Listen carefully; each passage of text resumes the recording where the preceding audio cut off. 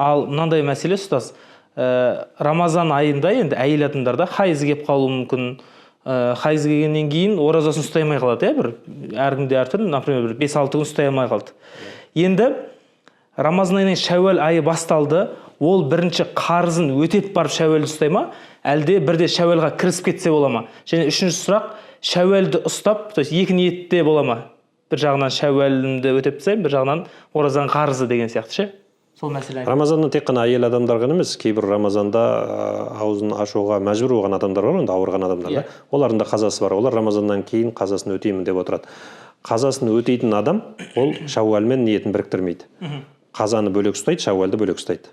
Шәуәлдің оразасын тек қана Шәуәл айында ұстайды, қазаны Шәуәлден кейінгі айларда да атқара берсе болады.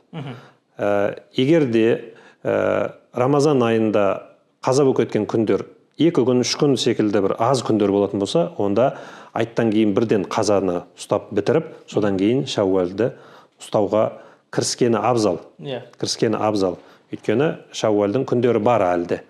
Ал егер қазаның күндері көп болатын болса, 10 күн, 15 күн секілді болатын болса, онда ол кісілерге айтар едім, бірінші Шәуәлдің ниетімен Шәуәлдің 6 күндік оразасын ұстауды бастаңыз.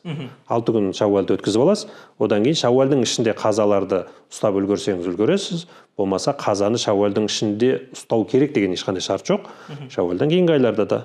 Бір жылыңыз бар келесі Рамаданға. Келесі Рамазанға кейін 1 жыл бар, бірақ енді 1 жылға қалдырмаған абзал, жақын арада өткізіп тастағаныңыз абзал. Өйткені енді алда жаз келе жатыр, күндер ұзақ, әлі күн қысқа кезде өткізіп тастаңыз, қазасын бітіріп тастаңыз.